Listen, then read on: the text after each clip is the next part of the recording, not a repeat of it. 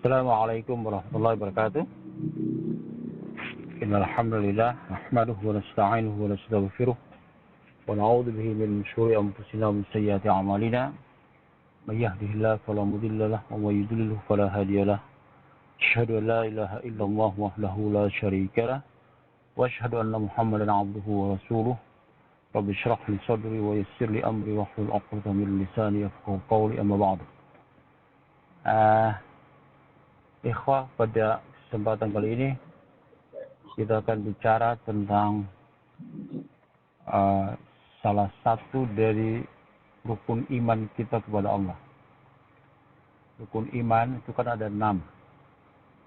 Percaya kepada Allah, malaikatnya, kitabnya, rasulnya, kemudian hari akhir, kemudian percaya kepada qada dan qadar, percaya kepada takdir.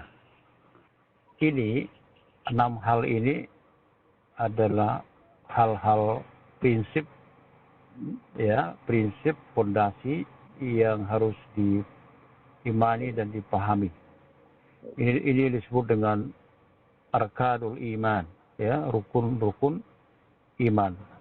Kalau disebut rukun, berarti sesuatu itu tidak bisa ditinggalkan. Kesatuan yang utuh. 6 itu kesatuan yang utuh. Rukun itu sesuatu yang wajib, yang tidak bisa diabaikan. Seperti kita sholat itu ada namanya rukun sholat. Mulai dari niat sampai dengan salam. Ada 13 rukun sholat itu wajib dikerjakan. Satu saja tertinggal maka sholatnya batal. Umpamanya orang lupa iktidal, umpamanya, atau orang lupa sujud, nah, itu salatnya batal. Nah, jadi rukun sesuatu yang prinsip, ya, tidak bisa ditinggalkan. Nah, pada kesempatan kali ini kita akan bicara tentang rukun iman yang kedua, yaitu al-imanu bimalaikatihi. Keimanan, keyakinan, kepercayaan kepada para malaikatnya, ya, para malaikat. Malaikat itu secara bahasa, ya, jamak dari malak, jadi malakun, malakani, malaikatun, ya. Makanya sebenarnya menurut penyebutan yang benar, menurut kaidah bahasa benar, kita mestinya menyebut malak Jibril, malak Mikail, malak Israfil. Bukan malaikat Jibril, bukan malaikat Mikail, bukan malaikat Israfil. Kenapa? Karena malaikat itu jamak. Jadi kalau kita bilang malaikat Jibril, itu berarti sebenarnya kita sebut Jibril itu tidak satu. Jibril itu ada banyak. Padahal Jibril itu hanya satu. Nah, kalau dia hanya satu, maka kita nggak boleh bilang malaikat, tapi seharusnya malak. Ya, ini sisi bahasanya. Ini sekaligus koreksi nih, bagi kebanyakan orang Indonesia yang udah salah kaprah menyebut Jibril dengan malaikat Jibril. Mestinya malak Jibril, karena malaikat itu jamak. Itu yang pertama. Kemudian malaikat itu, malaikat, ya, berarti jamak. Gini, dalam hadis sahih itu digambarkan Allah itu menciptakan makhluknya ada 10, ya, 10 jenis, ya. Mudah-mudahan saya tidak keliru. Nah, sisi perbandingannya, ya, 10 apa ya? Dari sisi banyaknya itu ada 10. Nah, 10 itu 9-nya ditempati malaikat. Gitu, ya. 9-nya ditempati malaikat. Dari sisi banyaknya, ya, ditempati malaikat. Jadi malaikat itu disebut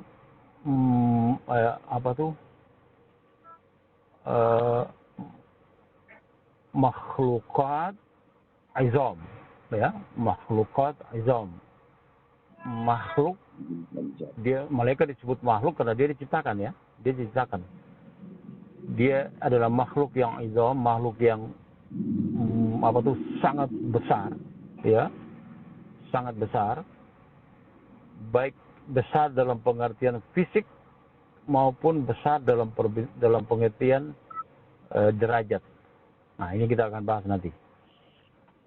Ya, baik besar dalam pengertian fisik maupun besar dalam pengertian mulia dalam bentuk derajat.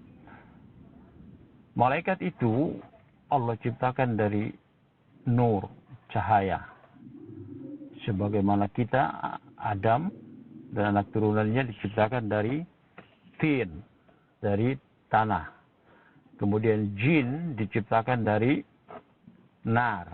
Jadi ada nar, asal penciptaan jin, ada nur, cahaya, nar artinya api, ya.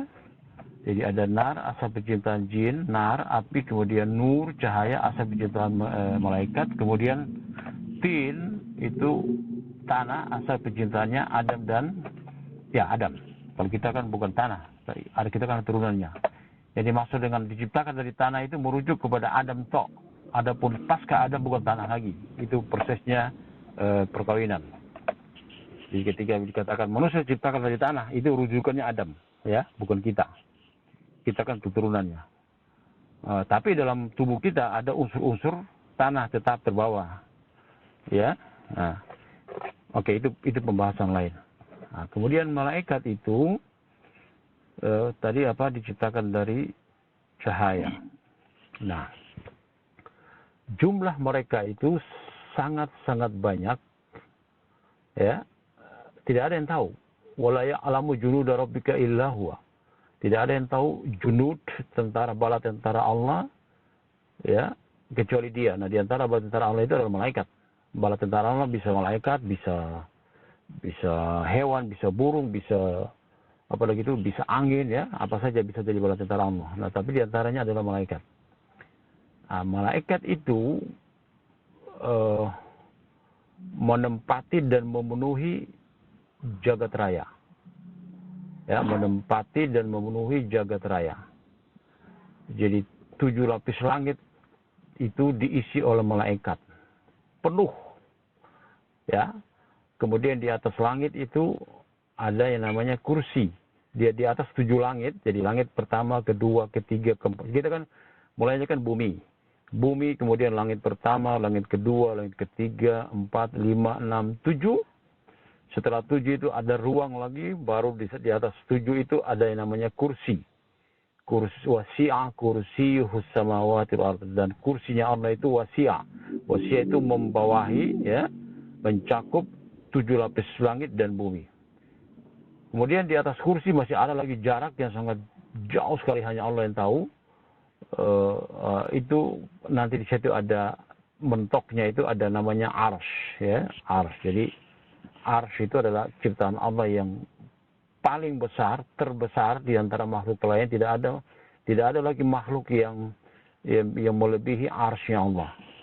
Nah, gitu ya. Jadi arsy berarti dia membawahi semuanya. Surga itu adanya di bawah arsy. Tapi neraka bukan di arsy. Neraka itu tempat siksaan, tempat hina. Makanya yang hina-hina nggak ada di langit. Yang hina-hina itu adanya di bawah bumi. Jadi neraka itu di bawah bumi. Nah, bagaimana penjelasannya itu Allahu a'lam. Ya, di sorga itu yang mulia-mulia, yang sorga. Nah, sorga itu semua di bawah arsy.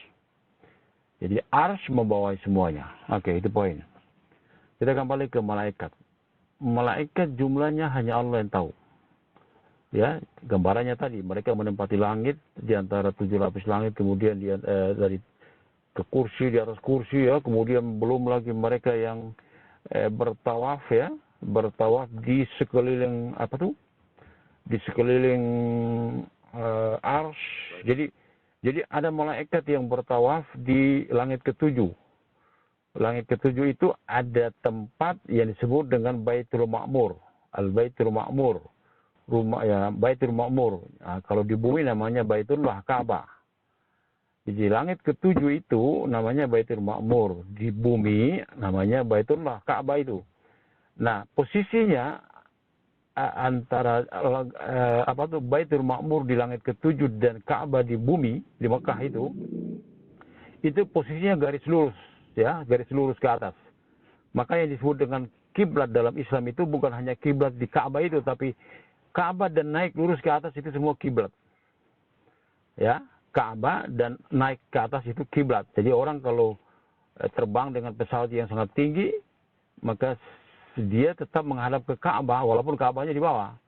Karena Ka'bah itu naik menembus sampai tembus ke langit ke-7 yang disebut dengan Baitul Ma'mur. Seandainya dari Baitul Ma'mur di langit ke-7 itu dijatuhkan sebuah batu, maka batu itu akan jatuh tepat di atas langit-langit Ka'bah yang murabba itu, bentuk empat persegi itu Ka'bah. Jadi sekali lagi kalau dilepaskan sebuah batu dari Baitul Ma'mur di langit ke-7 dan batu itu meluncur turun, maka dia akan jatuh tepat di atas atap Ka'bah. Di antara Ka'bah yang di bumi di Mekah sampai dengan Baitul Ma'mur itu semua penuh sesar dengan para malaikat. Ya, penuh sesar dengan para malaikat. Itu baru langit ke-7, belum langit ke atas lagi. Setelah 7 kan ada kursi ke atas lagi, itu penuh ya. Jadi makanya makhluk Allah yang paling banyak itu perbandingannya itu banyakkan malaikat. Ya, jadi baik besar banyak dalam bentuk fisik maupun kedudukannya. Oke. Sampai sini ada pertanyaan? Nggak apa-apa, kita tulis itu pertanyaan. Sebelum saya lanjutkan. Ingin tanya, ini yang ikuti ini ada beberapa selain dari Sulawesi Tengah? Oh enggak. Kita aja, nggak ada yang lain. Ini kan hanya rekaman biasa. Oh, begitu, iya. Oke. Jadi nggak apa-apa, tanya aja, biasa. Iya. Jadi tadi itu ada 10 ya? Iya. Ada perbandingan 10. Ya. Ya. Ciptaan Allah ya, makhluk. Iya. Ada 10. Nanti saya akan bawakan hadisnya kesempatan lain secara teks ya. Itu kan saya baru sampaikan gambarannya, tapi nanti teksnya itu ada hadisnya nanti. Nanti saya sampaikan. Iya. Tadi baru disinggung 9 tapi tidak secara detail kan? Iya. Terus yang satu itu apa? Yang satu semua makhluk selain malaikat. Termasuk kita, itu di satu.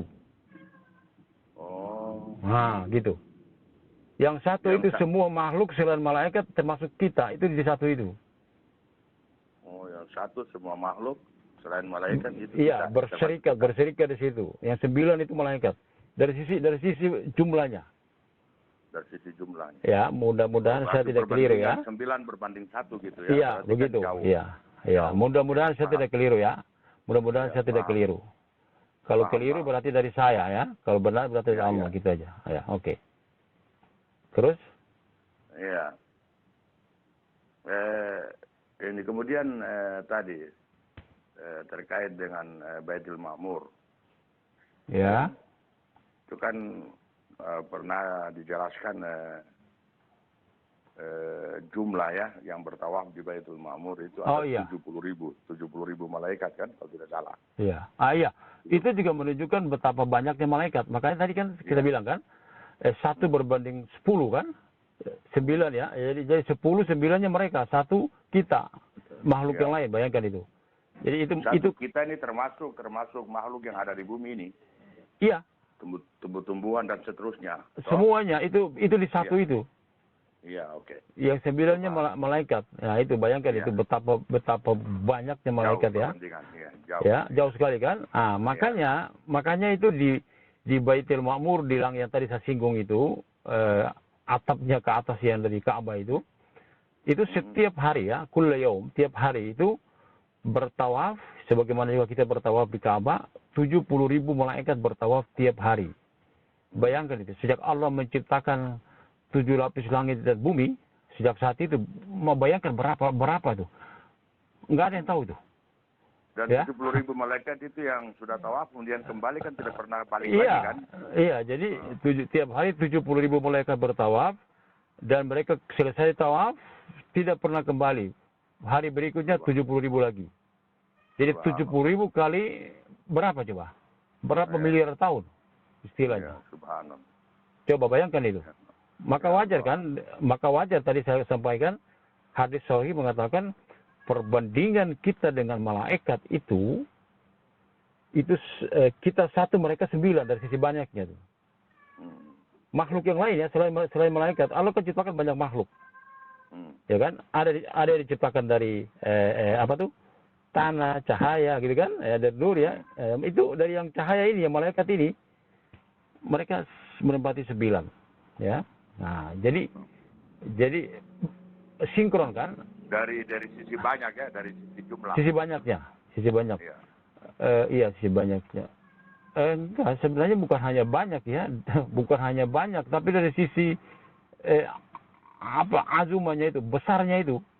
Iya. Fisik, ya secara fisik itu. Iya, iya. Jadi bukan hanya besar dalam angka, tapi juga besar dalam fisik. Iya. Oke, kalau saya terangkan dulu. Kalau sekaligus dengan kemuliaannya kan? Oh iya, iya. Jadi ya gini. Jadi gini, kasih gambaran nih. Gambaran pertama tadi, di Baitul Ma'mur setiap hari 70.000 malaikat dan tidak pernah kembali. Nah, berapa miliar tahun sudah berjalan sejak Allah menciptakan langit dan bumi yang 7 lapis itu? Berapa coba? Tiap hari harinya kita. Ya, harinya kita di dunia ini. Coba berapa tahun? Ya kan? Nah, coba bayangkan itu. Jadi kita tuh kecil, nggak ada apa-apanya. Kecil dalam segalanya. Nah, tapi walaupun kecil, nah ini saya akan terangkan nanti. Ya, ini menarik di sini. Tapi nanti poin ini nanti saya terangkan di terakhir. Ya, justru ini menariknya. Kecil tapi, nah gitu ya. Jadi kecil sedikit tapi, nah gitu. Nanti tapi itu nanti saya terangkan di akhir. Ya. Oke, kita kembali ke malaikat tadi ya. Jadi perbandingannya itu tadi. Kemudian Anda harus tahu bahwa itu baru malaikat yang berada di 7 lapis langit. Ya. Sementara jarak antara langit ke-7 dengan gini, jarak antara langit ke-7 dengan kursi itu jaraknya sama. 7.000 tahun perjalanan. Ya, sekali lagi ya. Jarak antara bumi dengan langit ke-7, langit pertama sampai langit ke-7 itu sama dengan jarak kemudian dari langit ke-7 dengan ke kursi itu sama. 700 tahun perjalanan, 700 sampai berarti 1.400 kan? Nah, itu kan malaikat semua isinya juga. Dari langit ke-7 sampai ke kursi itu malaikat semua. Sementara yang tadi yang 70.000 itu baru malaikat yang di 7 lapis langit ke bawah itu. Belum yang 7 lapis langit ke kursi. Gimana tuh? Iya kan? Itu malaikat semua itu. Nah, kemudian dari kursi ke arsy itu jaraknya berlipat-lipat dari ini lagi 36.000. Ya. Coba 36.000 dibanding kan jauh sekali itu. Kalau gini, jadi begini. Dari langit pertama sampai ke kursi itu 14.000. Dari kursi ke arsy 36.000, maka kita dapatkan angka 50.000. Kan begitu? Oh, iya. Ya kan? Nah, berarti kan tidak ada apa-apanya itu di 7 lapis langit dibandingkan dengan yang dari kursi ke atas sampai ke arsy. Ya, bayangkan itu berapa banyaknya malaikat. Makanya tidak heran ketika ada perbandingan hadis 1 berbanding 10 itu, 9 itu. Yang lain 1 yang malaikatnya 9 dari sisi banyak. Ya, dengan penjelasan tadi ya, berarti make sense ya, masuk akal kan itu ya? Masuk akal kan? Iya. Baru yang 7 lapis saja setiap hari 70.000 nggak pernah balik. Sementara yang 7 lapis itu, Bu, dibandingkan dengan ke atas lagi nggak ada apa-apanya perbandingannya. Nah, bayangkan itu. Dari sini, dari penggambaran seperti ini, maka kita bisa bayangkan betapa hebatnya Allah itu, coba. Ilmunya, nah, coba. Ya, dia kontrol semuanya dalam satu waktu, dalam satu kesempatan. Semuanya terkontrol di bawah kendali dia. Ya, nah, makanya pengagungannya itu tergambar dalam tasbih, dalam bacaan yang dibaca oleh Rasulullah ketika dia sholat tahajud malam itu. Pada ruku dan sujudnya dia selalu membaca Subhanadil Jabarut wal Malakut wal Kibriya wal Azamah. Subhana maha suci dil Jabarut, yang memiliki Jabarut, wal Malakut, Kibriya wal Azamah. Itu bunyi apa ya? Suka dekat jalan ya? Motor di luar di jalan. Jadi itu untuk menggambarkan kehebatannya itu, maka tergambar dari kalimat Jabarut, Malakut, Kibriya, Azamah. Itu semuanya menggambarkan kehebatan Allah dia. Jabarut, Malakut, Kibriya, Azamah. Jabarut, Malakut, Kibriya. Ya apa? Kibriya, Al-Kibriya. Oh, yang besar ya? Iya, Kibriya. Kemudian Azamah, Al-Azamah. Azamah itu keagungan atau kebesaran. Ya, itu serupa tapi tak sama. Ya, serupa tapi tak sama itu. Nah, jadi Subhanadil Jabarut, maha suci yang memiliki. Maha suci Subhanadil Jabarut, pemilik Al-Jabarut, wal Malakut, wal Kibriya, wal Azamah. Itu kalimat-kalimat agung yang menggambarkan betapa hebatnya Allah. Al-Jabarut itu apa? Jabarut itu maknanya luas. Jabarut itu secara bahasa, dia bisa bermakna Jabarut itu perkasa, memaksa. Tapi dia juga Jabarut itu, Jabarut juga artinya memperbaiki sesuatu yang udah rusak. Itu Jabarut. Jadi Jabarut itu dia punya daya tekan, banyak penghancur, tapi dia juga punya daya memperbaiki, islah. Itu Jabarut. Nah, itu kan semuanya kan itu menggambarkan siapa Allah kan, Jabarut. Ya, jadi Jabarut itu kesannya menggambarkan apa ya, keperkasaan, ya, keperkasaan Allah. Ya, Jabarut. Ya, keperkasaan. Tapi Jabarut juga mengandung pengertian, dia juga kan masih ingat wirid yang dibaca wa ya jabira kulli kasir, ingat? Oh iya.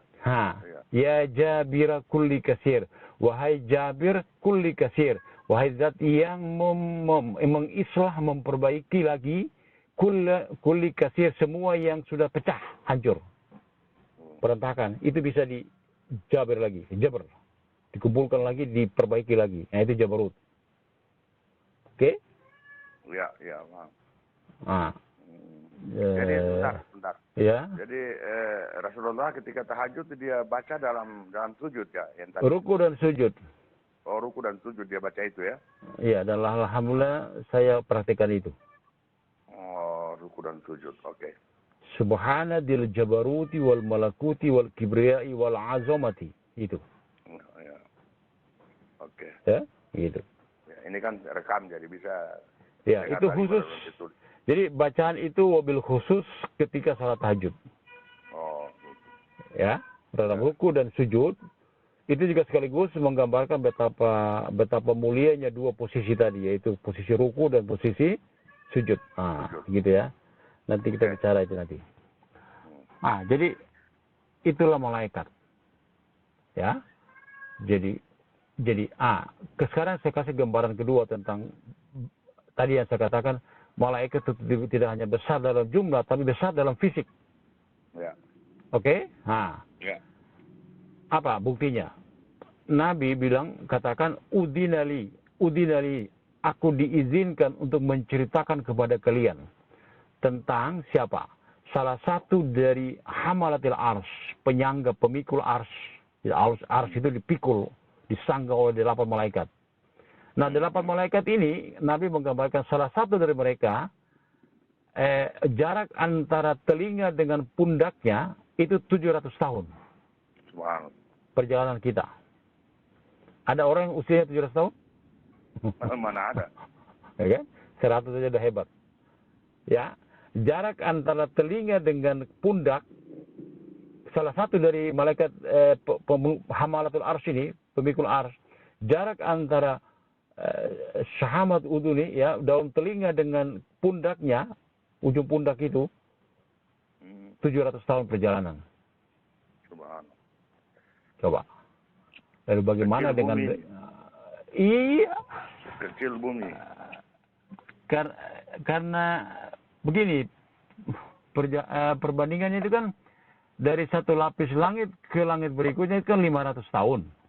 Ya. Kan begitu? Ya, Jarak antara satu langit dengan langit berikutnya yang 7 lapis itu kan 500 tahun. Lah kali ini 700 tahun. Ya, Pak.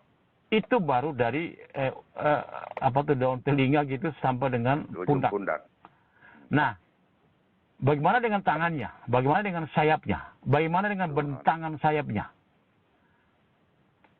Iya dong, sayap pasti lebih besar dong daripada jarak antara telinga dengan pundak. Betul kan? Gambarannya kan begitu. Bagaimana dengan sayapnya? Bagaimana dengan kakinya?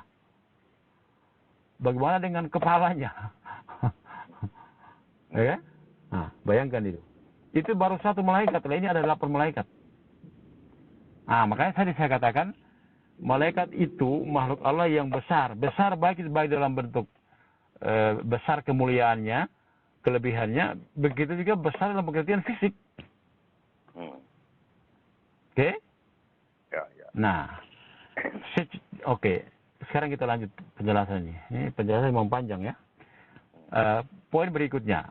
Malaikat itu secara umum diberi, Anda bisa baca itu dalam surat Fatir, surat ke-35. Alhamdulillahi fatiris samawati wal ard, ja'ilil malaikah rusulan, uli ajnihati masna wa sulasa wa ruba'. Maha suci Allah, pencipta langit dan bumi, kemudian dia jadikan bagi malaikat itu bersayap, ada yang 2, 3, dan 4. Jadi malaikat secara umum yang jumlahnya sangat banyak itu bersayap 2, 3, atau 4. Ya, secara umum begitu. Nah, nanti ada malaikat-malaikat lain yang punya keistimewaan lain. Nah, sampai dengan puncaknya malaikat itu Jibril. Jibril alaihissalam, malak ya, saya sebut malak. Kalau Jibril. Malak Jibril itu dia memiliki 600 sayap. Lahu sittumi'a janah. Ya. 600. Gitu ya. 600 ya. 600 sayap.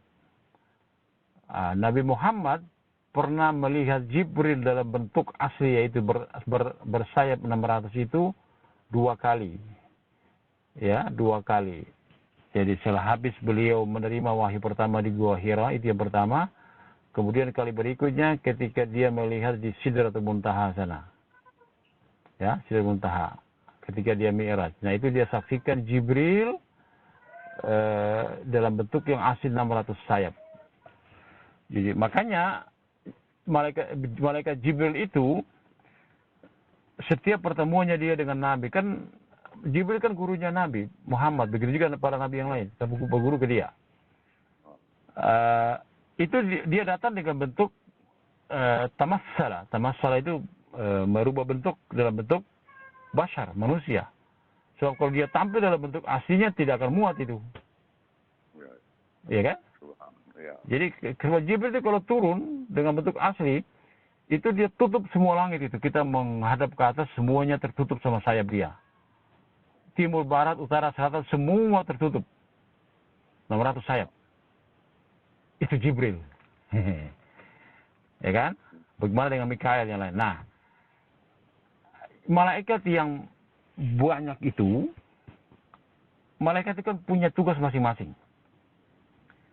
Ya, ada malaikat yang namanya Hamalatul Arsy yang 8 itu, 4 kemudian 8. Itu punya tugas memikul arsy.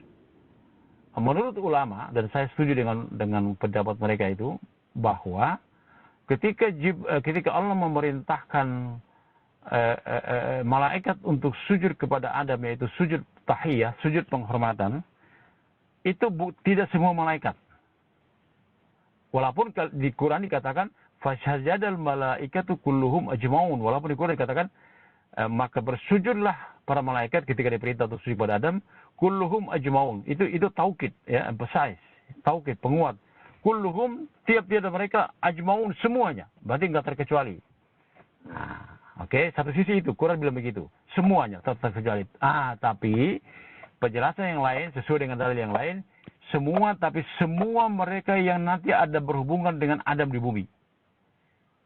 Ya, jadi maksud itu malaikat yang disuruh perintahkan sujud kepada Adam itulah semua malaikat yang nanti punya keterkaitan dengan Adam dan keturunannya di bumi. Jelas ya? Ya. Saya belum pernah terangkan ini kan? Iya, belum, baru ini. Ya.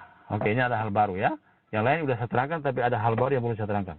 Nah, jadi yang sujud kepada Adam itu, sekali lagi saya cenderung kepada pendapat ini, ya, semua malaikat yang nanti ada keterkaitan hubungannya dengan manusia di bumi, Adam dan anak cucunya kita ini, ya, ada interaksi dengan mereka. Ya kan, malaikat itu kan apa ya? Kalau saya sering nyebut kalau di akhirat itu panitia gitu loh. Mereka itu yang panitia mengatur semuanya. Allah perintahkan mereka dengan tugas masing-masing yang berhubungan dengan anak Adam di bumi. Nah, bayangkan ya, kita bikin perbandingan sekarang. Bayangkan untuk satu orang anak Adam itu Allah bisa perintahkan 70.000 malaikat. Bayangkan itu. Ya. Nah, sekarang kita mulai masuk. Jadi dari sisi jumlah maupun dari sisi fisik itu manusia nggak ada apa-apanya dibanding malaikat, betul kan? Betul. Iya dong. Adam itu tingginya hanya 20 meter. Oh, ya. Adam ya. Adam itu tingginya hanya berapa hasta pernah Anda singgung? Nanti dikembalikan kita di bed itu berapa hasta? Iya. Berapa tuh? 30 hasta. 70 hasta kalau saya 70 hasta. Nabi Nuh itu 70 hasta. 70 hasta itu sekitar berapa ya? 30 meter. Iya, sekitar 30 meter. Ya, 20 sampai 30 meter. Kan kecil sekali dibandingkan malaikat. Ya, jadi dari sisi tampilan fisik manusia itu nggak ada apa-apanya dibanding malaikat. Tapi jadi pertanyaan besar adalah mengapa yang hebat-hebat itu menjadi dalam tanda petik khuddam, pelayan makhluk yang kecil ini. Ya. Perhatikan nih poinnya ya. Itu yang kita perlu kritisi itu, mengapa makhluk yang kecil ini dilayani oleh makhluk yang hebat-hebat ini. Ya. Oke? Nah, itu satu sisi. Makanya Anda perlu tahu, ada 5 kelebihan Adam. Ada 5 kelebihan Adam. Salah satunya adalah, Adam itu kelebihannya adalah asjadalahul malaikah. Ya, Allah perintahkan para malaikat untuk sujud kepada dia. Ya.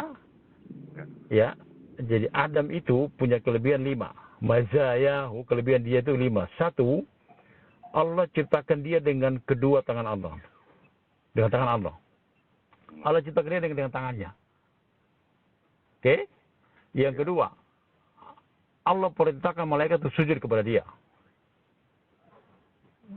Sebelum itu, Allah tiupkan ruh ke dia langsung.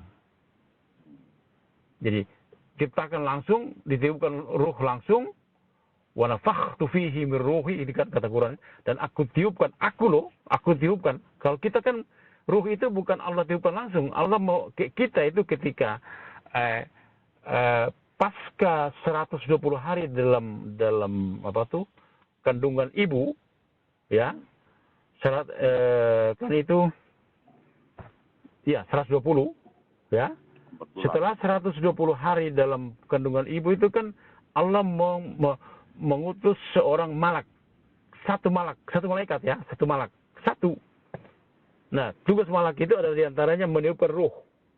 Berarti kita ini ruhnya dimasukin oleh malaikat yang Allah utus ketika kita memasuki usia di kandungan itu pasca 120 hari. Kan itu 40. 40 hari pertama berupa nutfah. Ya. Ya, 40 hari kedua berupa darah. 40 hari ketiga berupa daging. Setelah 3 periode kali 40 ini nyampe. Nutfah itu apa? Nutfah itu sperma. Oh, sperma ya. Ya. 40 hari berupa sperma, 40 hari berupa darah, 40 hari berupa daging. Genap 120 baru Allah mengutus seorang malak. Tugasnya diantaranya adalah meniupkan ruh, memasukkan ruh, kemudian menetapkan rizkinya buat si anak Adam ini, jabang ini, calon manusia ini. Kemudian ditetapkan dia bahagia atau celaka.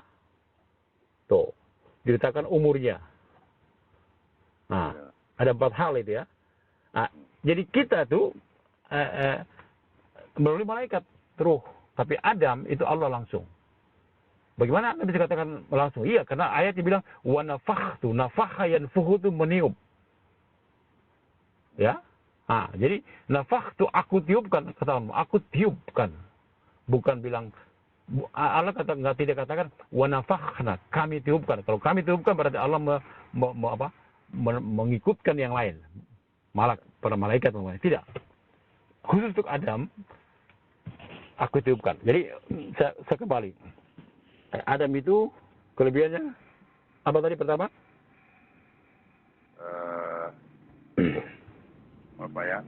Ruh ya. Ciptakan dengan tangan Allah langsung. Kemudian ditiupkan ruh langsung oleh Allah. Yang ketiga, perintah malaikat untuk sujud.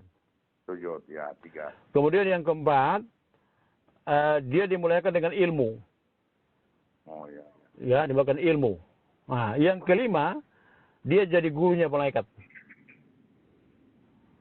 Jadi Anda bisa bayangkan, di hadapan malaikat yang malaikat itu nanti ada hubungan dengan urusan dia di bumi, malaikat-malaikat itu yang diajari oleh dia. Tapi nanti yang mengawasi, menjalankan dan seterusnya, itu mereka itu. Tapi mereka diajari sama Adam. Hah. Itu episodenya seperti itu. Mereka diperintahkan sujud. Ya kan? Tapi mereka ini juga yang akan ngurusin anak Adam di bumi dengan semua urusannya itu. Makanya tadi saya katakan kan, untuk kemuliaan seorang muslim, seorang mukmin anak Adam, itu Allah bisa turunkan 70.000 malaikat hanya untuk satu urusan mukmin. Anda bayangkan itu. Kecil itu 70.000 itu. Bagi Allah. 70.000 malaikat Allah turunkan. Tangani ini. Coba. Seperti umpamanya meninggalnya Sa'ad bin Mu'adz, ya, orang mulia dari Madinah itu, Sa'ad bin Mu'adz, ya, itu kalau saya cerita panjang ya. Tapi saya hanya mau gambarkan, ya, kalau saya cerita panjang. Ya, tentang Sa'ad bin Mu'adz ini ya, yaitu berhubungan dengan perang dan seterusnya, panjang ceritanya. Saya ambil singkatnya aja. Sa'ad bin Mu'adz itu di antara sahabat ya, yang ketika kematiannya itu ihtazzal arsh. Ihtazzal arsh bimauti Sa'ad bin Mu'adz. Itu Nabi bilang, arsh yang kita gambarkan tadi, arsh ya, lebih hebat daripada 7 lapis langit yang paling tinggi, makhluk paling besar yang dipikul oleh 8 malaikat itu. Arsh itu ihtazza itu bergoncang, bergoyang. Limauti Sa'ad, dengan kematian seorang Sa'ad. Anda bayangkan itu. Itu arsh, makhluk yang luar biasa, nggak ada lagi makhluk melebihi mereka. Ya. Dan Allah bersemayam di atas arsh itu. Arshnya itu bergoyang. Limauti Sa'ad, karena meninggalnya seorang Sa'ad.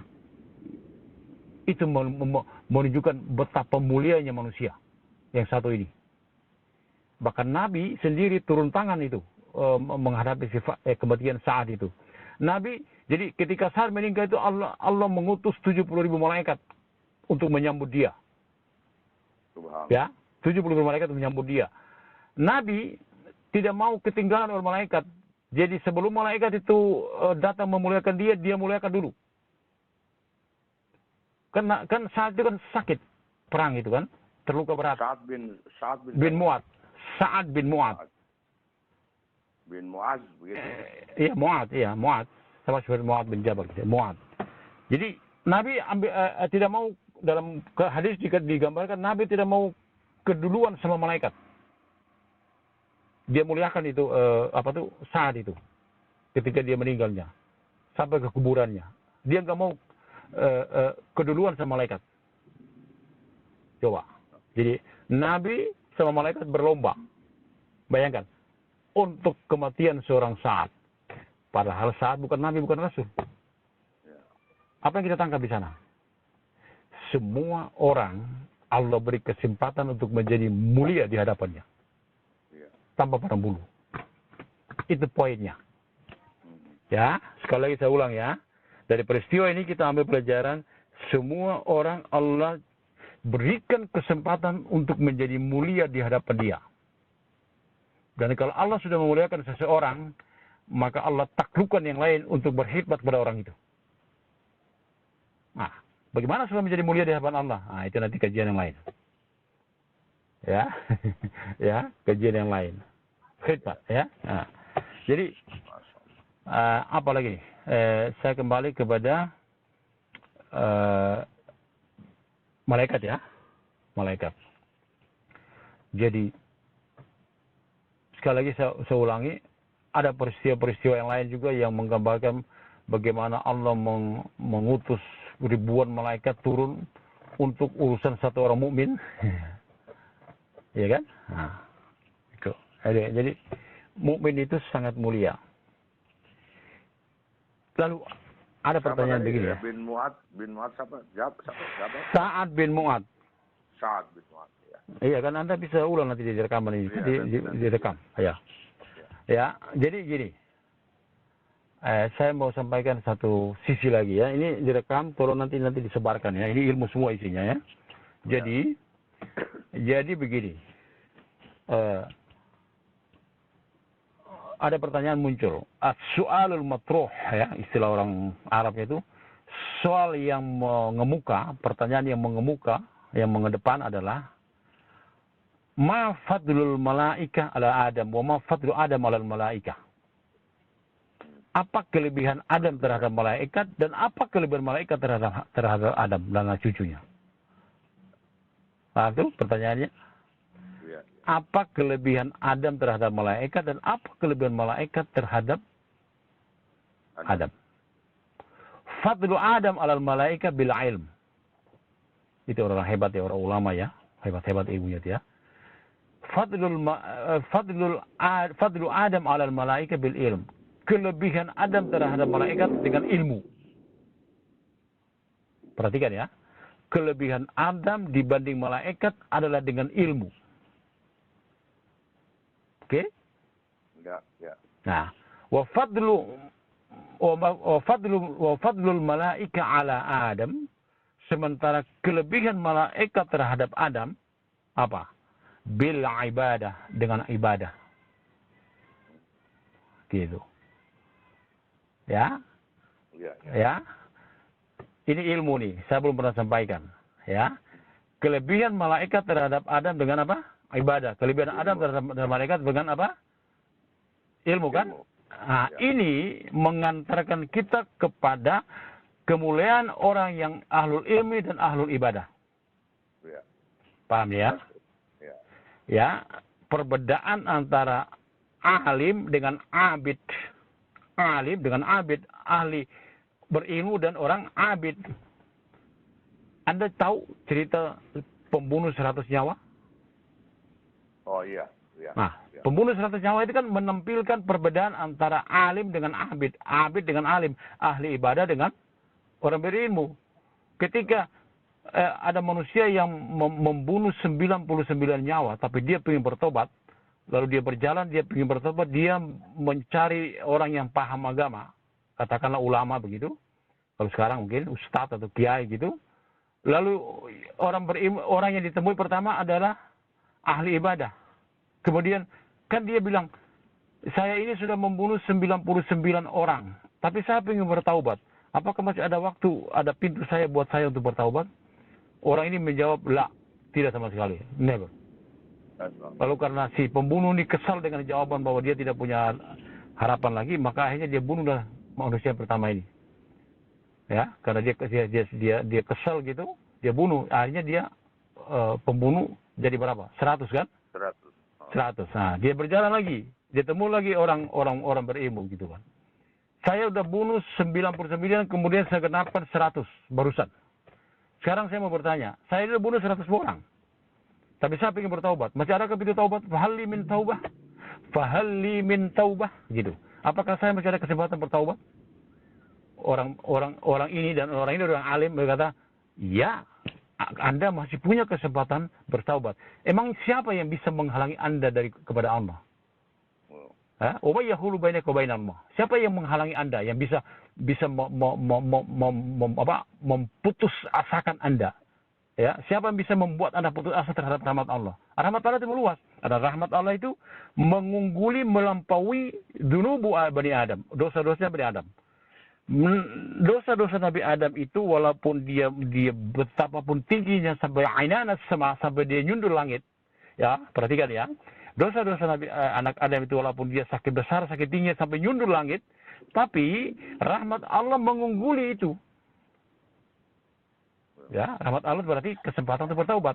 Makanya orang alim itu bilang, "Waman yahulu bainaka wa bainallah." Siapa yang bisa mendinding Anda, menghalangi Anda kepada Allah? Enggak ada. Jadi, walaupun kamu dengan keadaan yang sekarang membunuh 100 nyawa, kamu tetap Allah berikan kesempatan untuk bertaubat. Lalu dia bertaubat kan? Gitu kan? Dia terima kan? Lalu dia tapi syaratnya kata orang, ini orang alim. Kalian tadi yang pertama yang dibunuh sama dia itu abid, ahli ibadah. Ini bedanya antara ahli ibadah sama ahlul ilmi. Nah, cuman orang ahlul ilmi ini bilang, tapi kalau kamu ingin merubah diri kamu, ingin baik-baik, kamu harus tinggalkan negeri ini. Karena negeri ini terlalu banyak rusaknya. Jadi kalau kita bertempat tinggal di tempat yang kita tidak kuat dengan serbuan kemaksiatan dosanya, tinggalkan, hijrah. Gitu, maksudnya hijrah. Nah, dalam perjalanan orang ini yang sudah bertaubat ini, ya dengan prestasi 100 nyawa itu, tapi dia bertaubat, di tengah jalan dia meninggal, adrakahul maut, dia meninggal. Lalu datanglah malaikat rahmat dan malaikat azab berdebat. Malaikat azab bilang, ini orang selama hidupnya tidak pernah berbuat kebaikan. Tapi malaikat rahmat bilang, enggak, dia sudah bertaubat barusan. Lalu berdebat ini antara malaikat yang azab, yang keras, dengan malaikat yang rahmat.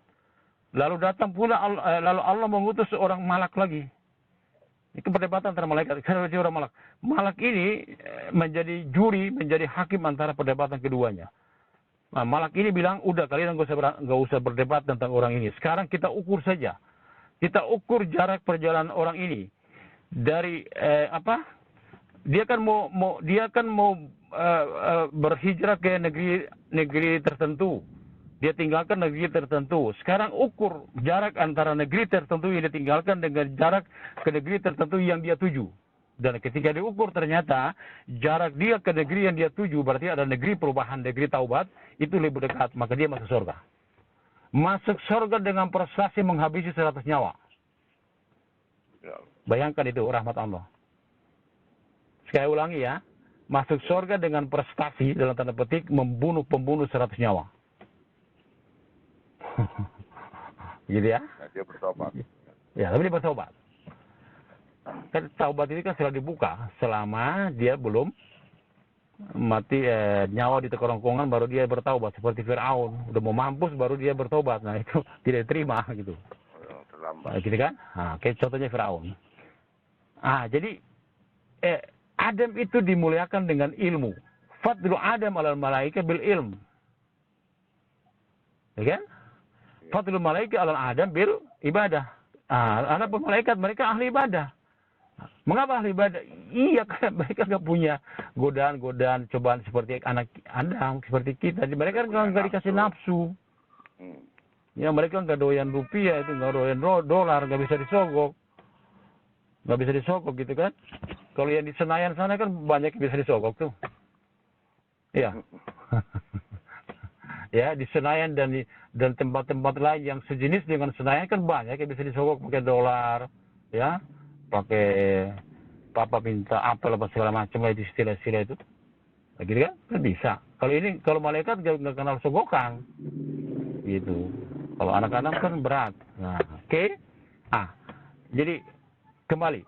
Adam itu Allah muliakan dengan perintahkan malaikat untuk sujud kepada dia. Gitu kan? Nah, kembali. Yang diperintahkan sujud itu adalah semua malaikat yang nanti ada berhubungan berinteraksi dengan urusan Adam di bumi. Adapun malaikat lain tidak. Contoh, malaikat yang memikul arsy itu nggak ikutan sujud kepada Adam. Kita kan bicara Adam itu kan berarti bicara 7 lapis langit ke bawah. Ya. Gitu. 7 lapis langit ke atas itu kan malaikat juga. Itu dikatakan mereka memang punya pos masing-masing di situ, nggak ada hubungan dengan anak Adam di bumi. Begitu penjelasan. Ya. 7 lapis langit ke bawah itulah yang sujud ke Adam. Iya, menurut pendapat ulama. Karena mereka ada hubungan dengan urusan Adam. Ya. Nah, tapi yang menarik kalau kita perhatikan redaksi Quran, ya, ini yang menarik. Jadi antara kedua kubu ini, dan itu sah-sah saja ya, antara ulama berbeda tentang hal ini, itu bukan dosa ya. Ada yang bilang, semuanya sujud. Ada yang bilang, enggak semuanya sujud. Nah, perbedaan itu enggak membuat mereka berdosa. Ya. Jadi jangan sempit ya. Ada orang yang, berarti ini salah, enggak ada benar. Itu semua serahkan kepada Allah.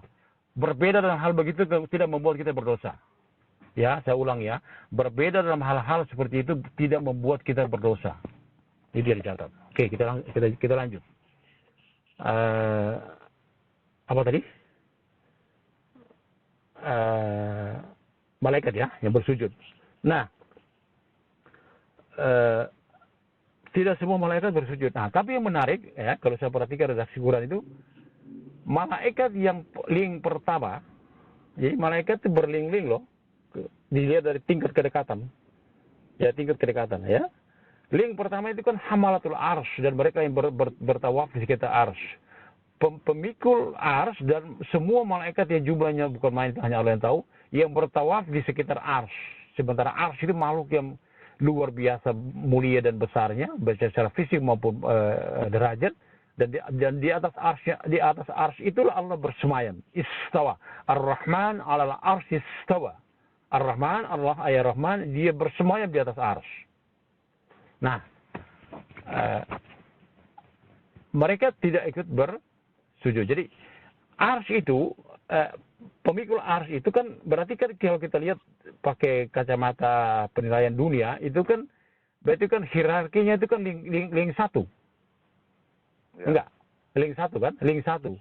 Yang menarik ya, kalau kita katakan tadi mereka yang memikul arsy contohnya tidak ikut sujud kepada Adam. Tapi menarik adalah pemikul arsy ini punya kepedulian terhadap Adam dan anak cucunya di bumi. Nah, itu menarik. Karena hamalatul arsy itu diterangkan dalam Al-Quran, mereka berdoa kepada Allah agar Allah mengampuni orang mukmin yang di bumi. Coba, Anda bisa baca di surat surat As-Sajadah ya, yang berhubungan dengan itu ya. Ya. Jadi pemikul arsy mendoakan orang beriman di bumi. Ya kan? Sementara tadi pendapat yang satu bilang pemikul arsy tidak ikut bersujud karena mereka nggak ada hubungan dengan bumi. Maunya begitu. Tapi yang menarik di Quran itu pemikul arsy mendoakan orang-orang beriman di bumi. Nah, itu menunjukkan betapa mulianya yang namanya iman, yang namanya keimanan. Karena betapa mulianya nama keimanan sehingga malaikat yang terjauh dari jangkauan kita kan di bumi ini. Nah, malaikat yang terjauh dari jangkauan kita itu adalah malaikat pemikul arsy. Jangankan pemikul arsy, di lapisan pertama, langit pertama saja kita udah jauh. Belum tersingkap. Apalagi kita bicara arsy. Kan begitu. Ya. Nah, jadi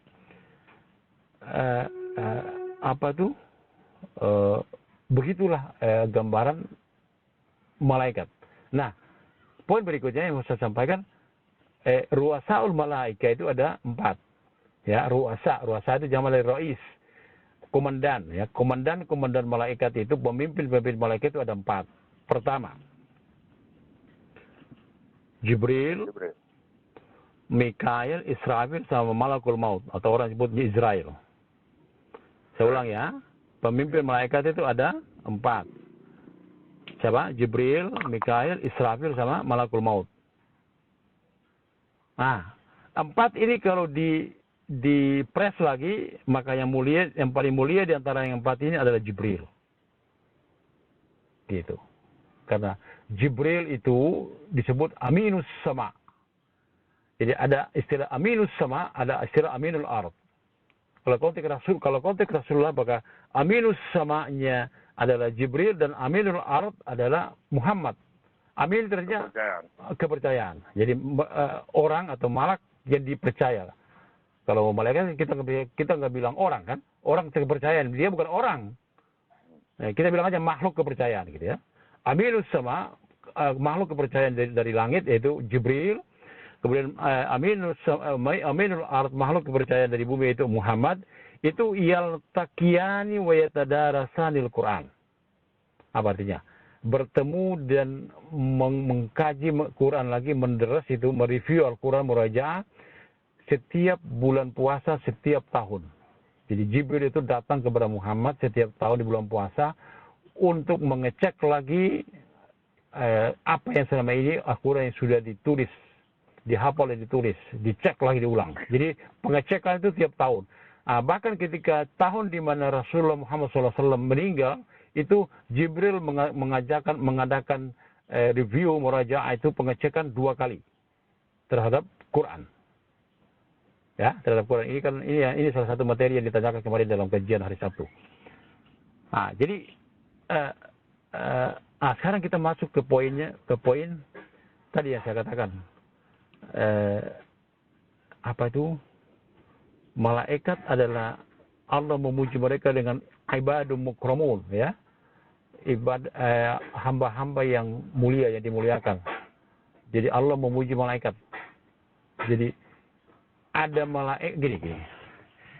Ada malaikat itu menurut hadis Nabi yang sejak dia diciptakan, bayangkan kapan itu diciptakan. Hanya Allah yang tahu ya, kapan dia diciptakan. Sejak dia diciptakan dalam keadaan ruku terus sejak diciptakan. Ada lagi malaikat, kelompok malaikat yang sejak diciptakan itu sujud. Perhatikan nih, dua gerakan ini, ruku dan sujud. Tadi saya sampaikan Nabi ketika dia sholat tahajud itu dia baca ketika ruku dan sujud. Perhatikan tuh, persamaan. Kajian harus begini, harus bisa menghubungkan, membuat link antara yang satu dengan yang lain. Jadi ruku dan sujud itu 2 posisi yang sangat mulia. Bacaannya tadi kan, saya sudah sampaikan. Kemudian ada malaikat yang diciptakan, sejak diciptakan dia ruku. Ada yang malaikat dalam katakan sujud. Nanti ketika pada saatnya yaitu kiamat terjadi, ingat loh, Allah itu sampai sekarang belum ada yang melihat dia. Termasuk malaikat. Termasuk hamalatul arsy. Pemikul arsy yang paling dekat dengan arsy itu, yang Allah dikatakan di atas arsy itu mereka belum pernah melihat Allah. Baru ini kan? Ya. Baru kan? Baru. Belum pernah melihat Allah. Melihat Allah itu ada momennya, ada saatnya. Kiamat itu. Ya, kiamat itu. Kapan itu melihat Allah? Ketika manusia sudah berkumpul di padang mahsyar, semuanya menunggu di padang mahsyar di hari yang perbandingan satu hari pada mahsyar itu ada 50.000 tahun menurut perhitungan kita. Matahari 1 mil di atas kepala. Di sana Allah ditunggu. Saya ulangi kalimat saya. Di saat itulah Allah ditunggu. Termasuk bukan hanya manusia tapi para malaikat. Saat itulah mereka melihat Allah. Jadi begitu di mahsyar itu, nih ya, saya kasih gambarannya. Begitu di mahsyar itu, malaikat lapis pertama turun, kemudian mengelilingi Adam dan manusia dan jin dan semua makhluk, hewan-hewan juga dibangkitkan kan. Jadi di tengah-tengah, katakanlah begini, di tengah-tengah ada kumpulan manusia, jin dan hewan-hewan. Kemudian malaikat yang di langit pertama, ya di langit pertama itu turun ke mahsyar ini, bikin belingkaran satu. Malaikat langit kedua mengurung begitu, bikin lingkaran kedua.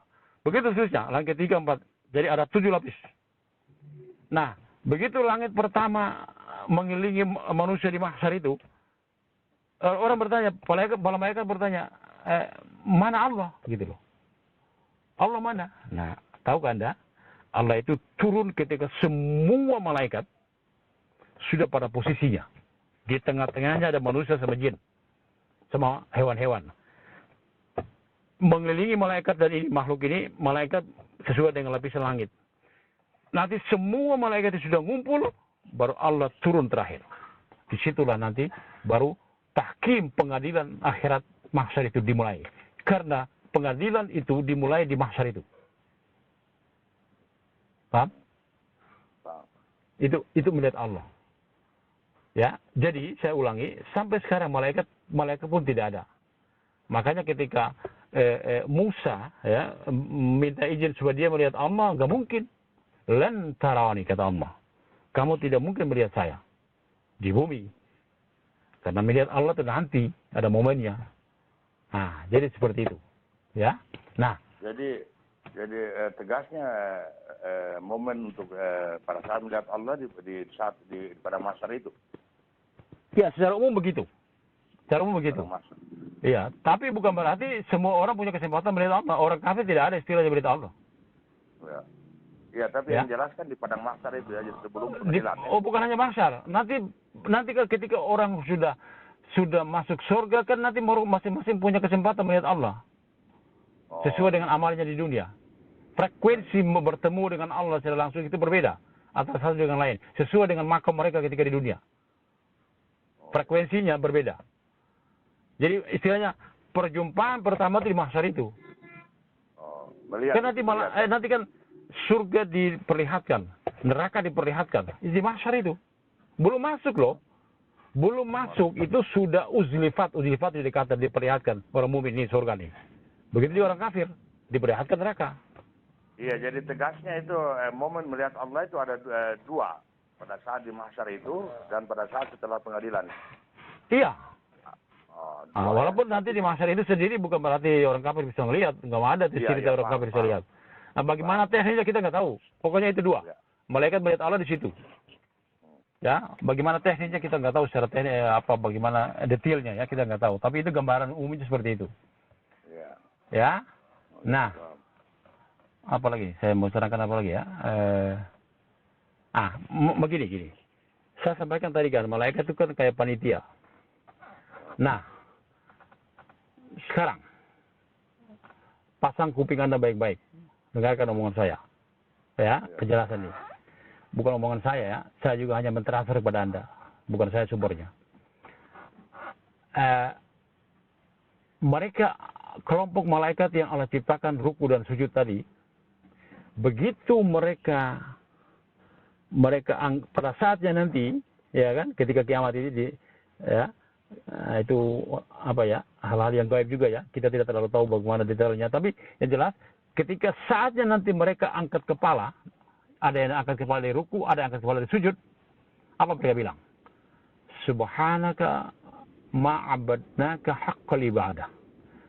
Subhanaka ma'abadnaka haqqal ibadah. Maha suci Engkau ya Allah, kami belum beribadah kepadamu dengan ibadah yang maksimal. Masya Allah. Padahal sujud terus, ruku sujud. Mereka bilang, kami belum beribadah kepadamu secara hakul ibadah. Hakul ibadah itu kita terjemahkan maksimal. Nah, sekarang pertanyaan berikut. Mengapa mereka katakan begitu? Ya, ini saya dengar penjelasan dari Syekh Saleh Al-Maghamsi, ya, orang alim itu ya. Apa diterangkan? Dia bilang, sesuai dengan dasar-dasar ilmu, jadi mereka ketika ruku dan sujud itu, tahu Anda apa-apa mereka lihat? Yang mereka lihat adalah azamatullah, kemuliaan dan kebesaran Allah. Itu mereka saksikan dalam ruku dan sujud. Tolong pahami poin ini. Ya, insya Allah ini hal baru dan sebuah pencerahan yang luar biasa. Ya, poinnya adalah mereka yang ruku dan sujud itu, dalam sujud dan ruku itu mereka diperlihatkan oleh Allah kebesaran Dia. Nah, ketika pada saatnya mereka diangkat kepala, mereka menyatakan, dengan semua yang kami saksikan ya Allah, kami belum mempersembahkan puji syukur kami. Belum ada apa-apanya. Sesuai dengan yang kau perlihatkan kepada kami dalam ruku dan sujud kami belum maksimal memujimu ya Allah. Nah, itu. Oke, itu poin satu. Poin kedua. Malaikat itu terkesima. Ya.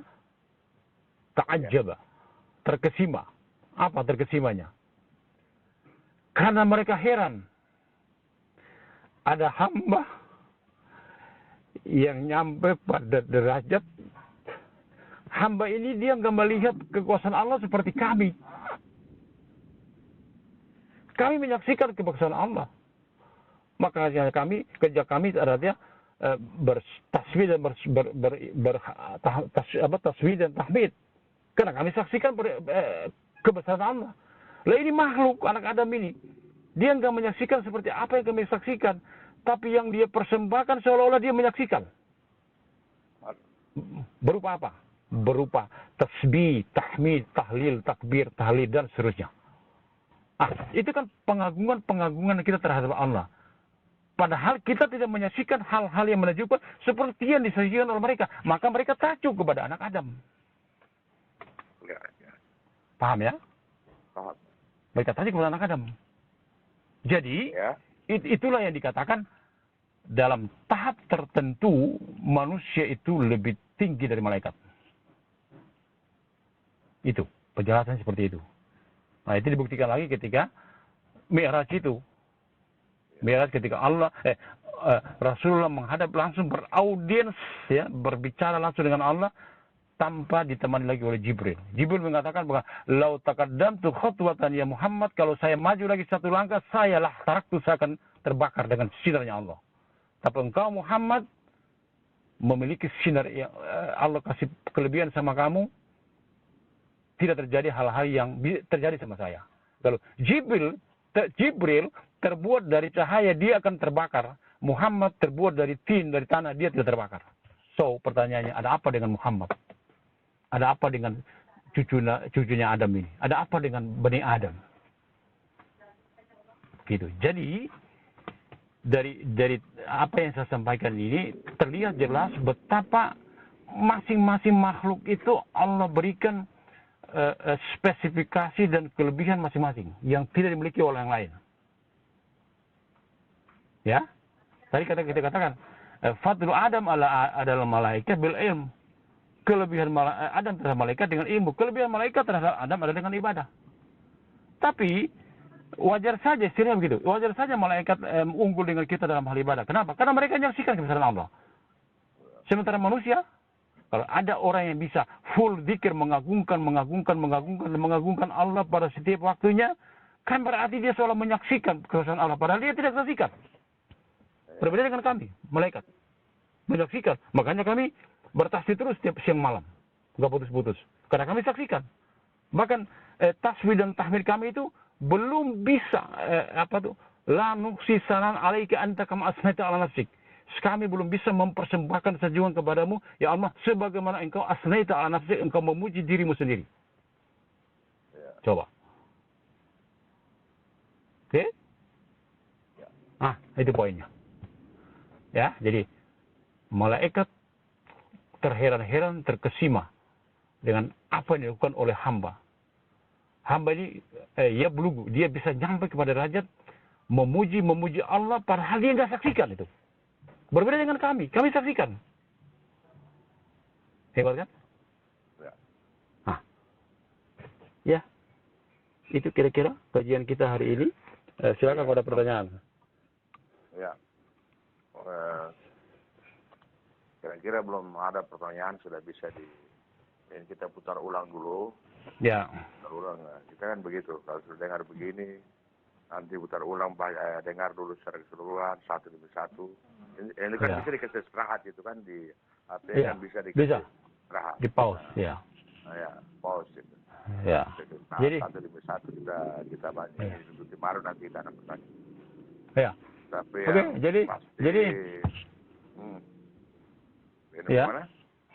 Jadi kita hari ini kajian kita tentang malaikat, walaupun saya tegaskan belum semua tentang malaikat kita pelajari, kita sampaikan, ya, masih banyak hal tentang mereka yang kita perlu juga untuk tahu. Mungkin kita lakukan itu dalam kesempatan lain, ya, tapi paling tidak pada pagi tadi ini kita udah lebih banyak ta'aruf dengan mereka, berkenalan mereka, siapa dunia mereka, dan kita bisa pada saat yang sama kita bisa bikin perbandingan dengan dunia kita.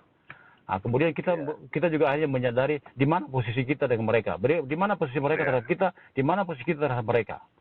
Nah, di sanalah maka akan terjadi namanya tasabuk, fastabiqul khairat, berlombalah dalam kebaikan. Berlomba, ya. Jadi ada tiga kesimpulan yang kita dengar tadi ini, Masya Allah, 3. Jadi yang pertama itu kelebihan Adam dengan ilmu terhadap malaikat. Kelebihan malaikat terhadap Adam itu ibadah, itu 1. Ya. Kemudian yang kedua itu poin yang luar biasa, ruku. Sujud. Dan poin ketiga, sujud. Itu 3 kesimpulan itu. Oke. Ini yang lain masih bergabung? Pak siapa? Pak Maji atau siapa? Don Supigi dong. Oh, ya, oke. Baru saya Supigi. Tapi dong akan dengar, kita akan putar dengar. Nanti malam ini, terada sore sebentar habis asar, tapi mengajar sampai terus lagi tempat pertama, kemudian 5:30 kita lanjut ke tempat kedua, nanti malam mungkin kita pulang 9:30 berpulang. Oke, ya, sebentar ya, untuk rekamannya kita cukupkan dulu. Subhanakallahumma bihamdik, asyhadu an la ilaha illa anta astaghfiruka wa atubu ilaik. Assalamualaikum warahmatullahi wabarakatuh. Tapi jangan dimatiin dulu. Rekamannya saja dimatiin. Rekaman saja dimatikan. Matikan rekamannya.